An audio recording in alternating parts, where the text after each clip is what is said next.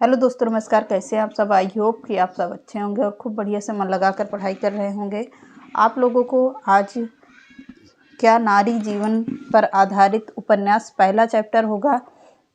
इसमें आप लोगों को 3 चैप्टर देखने को मिलेंगे, हिंदी व्याकरण, हिंदी साहित्य और नारी जीवन के आधारित क्या होगा, उपन्यास होगा। तो चलिए आज के सेशन को स्टार्ट करते हैं।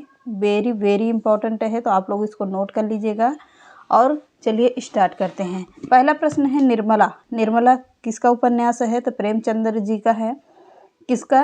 निर्मला प्रेमचंद जी का है। यह है दहेज प्रथा एवं अनमेल विवाह पर आधारित उपन्यास है। दहेज प्रथा और अनमेल विवाह पर आधारित उपन्यास है जो मुंशी प्रेमचंद्र ने नारी जीवन के ऊपर लिखा हुआ है। अगला है तितली। तितली तितली उपन्यास किसका है? ये भी जयशंकर प्रसाद का है। किसका? जयशंकर प्रसाद जी का है। इसमें क्या है, ग्रामीण जीवन को केंद्र में रखकर नारी की कहानी पर आधारित उपन्यास है तितली। अगला है सुनीता। सुनीता किसका उपन्यास है? सुनीता तो आप लोगों को सुनीता, परख, ये दोनों जैनेन्द्र कुमार की है। सुनीता और परख जैनेन्द्र कुमार का उपन्यास है। विधवा विवाह पर आधारित उपन्यास है। क्या? विधवा विवाह पर आधारित उपन्यास है। अगला है परख, मैंने बता दिया, ये भी जैनेन्द्र कुमार का है। विधवा विवाह पर आधारित ये भी उपन्यास है। त्यागपत्र। त्यागपत्र किसका है? ये भी है जैनेन्द्र कुमार का है। यह किस पर आधारित है? मृणाल नामक भाग्यहीन युवती के जीवन पर आधारित यह उपन्यास है। क्या? मृणाल नामक भाग्यहीन युवती के जीवन पर आधारित उपन्यास है जो किसका है? जैनेन्द्र कुमार का है। उपन्यास का नाम है त्यागपत्र। अगला है सुखदा। सुखदा किसका है? यह है जैनेन्द्र कुमार का आधारित है। जैनेन्द्र कुमार ने लिखा है सुखदा उपन्यास। सुखदा के जीवन पर आधारित, सुखदा एक स्त्री थी, इसी के जीवन पर आधारित यह उपन्यास लिखा गया है जो जैनेन्द्र कुमार ने लिखा है। अगला है नदी के द्वीप। नदी के द्वीप उपन्यास किसका है? तो यह है अज्ञे जी का, हीरानंद वात्स्यायन अज्ञे जी का उपन्यास है। यौन संबंधों को केंद्र में बनाकर जीवन की परिक्रमा दर्शाया गया है नदी के द्वीप में। अगला है अपने अपने अजनबी। अपने अपने अजनबी, ये भी है अज्ञे जी का है। यह है सिल्मा एक कैंसर से पीड़ित महिला है और योको एक नव युवती है। उसी के जीवन पर आधारित यह उपन्यास लिखा है। किसने? अज्ञे जी ने। अगला है दिव्या। दिव्या किसका उपन्यास है? तो यशपाल जी का उपन्यास है। दिव्या यशपाल का उपन्यास है। बौद्ध काल की घटनाओं पर आधारित दलित पीड़ित नारी की करुण कथा है इसमें। किसमें? दिव्या में। रचनाकार यशपाल होंगे। अगला है तिरिया चरित्र। तिरिया चरित्र है शिवमूर्ति की रचना। किसकी? शिवमूर्ति की रचना है ये भी उपन्यास है। नायिका विमल के साथ ससुर का अमानवीय व्यवहार के ऊपर आधारित यह उपन्यास लिखा गया है। अगला है अग्निगर्भा। अग्निगर्भा किस का उपन्यास है? अमृतलाल नागर का है। किसका? अमृतलाल नागर का उपन्यास है। दहेज और नारी दमन का निकृष्ट रूप है इसमें। किसमें? अग्निगर्भा में। अगला है बूंद और समुद्र। बूंद और समुद्र किसका उपन्यास है? अमृतलाल नागर का है। किस पर आधारित है? तो विधवाओं के विडंबनापूर्ण स्थिति पर आधारित यह उपन्यास है। कौन सा? बूंद और समुद्र। आगे बढ़ते हैं, अगला प्रश्न देखते हैं। अब इसमें हो गया आप लोगों को साहित्य का प्रश्न आ गया है। साहित्य का प्रश्न होगा और व्याकरण का प्रश्न होगा। रामचरितमानस किस उपभाषा में लिखा गया है? तो रामचरितमानस अवधी भाषा में लिखा गया। इंपॉर्टेंट प्रश्न, अगर रिपीटेड हो जाए तो कुछ बात नहीं है, फिर भी आप लोग इसको अच्छे से ध्यान से पढ़ लीजिएगा।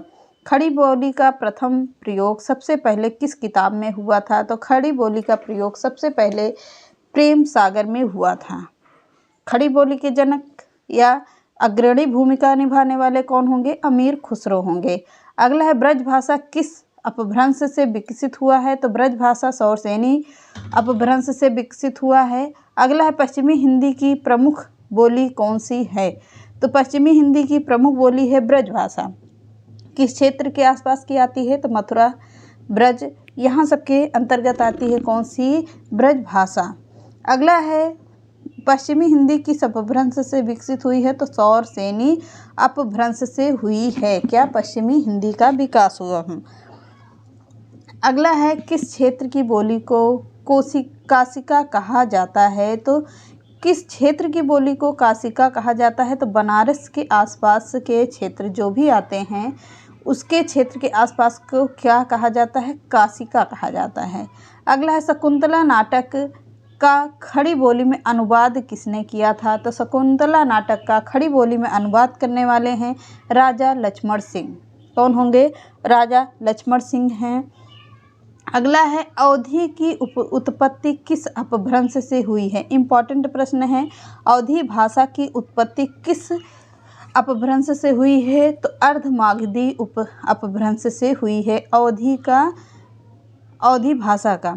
अगला है, किस बोली में कृष्ण काव्य और रीतिकालीन साहित्य का सृजन हुआ है? तो किस बोली में कृष्ण काव्य और रीतिकालीन का साहित्य का सृजन हुआ है? तो ब्रज भाषा में हुआ है। किसमें? ब्रज भाषा में हुआ है। अगला है, अहीर वाटी का संबंध किससे है? तो अहीर वाटी का संबंध है उत्तरी राजस्थानी से। किससे? उत्तरी राजस्थानी से है। अगला है, भाषा की उत्पत्ति किस अपभ्रंश से हुई है? तो भाषा की उत्पत्ति प्राचीन अपभ्रंश से मानी जाती है। किसकी? भाषा की उत्पत्ति प्राचीन अपभ्रंश से मानी जाती है। अगला है, बिहारी, बंगला, उड़िया और असमिया उद्भव किस अपभ्रंश से हुआ है? तो बिहारी, बंगला, उड़िया और असमिया का उद्भव किस अपभ्रंश से हुआ है? तो मागधी अपभ्रंश से माना जाता है। किससे? मागधी अपभ्रंश से माना जाता है। पूरा प्रश्न में दिख गया। आगे बढ़ते।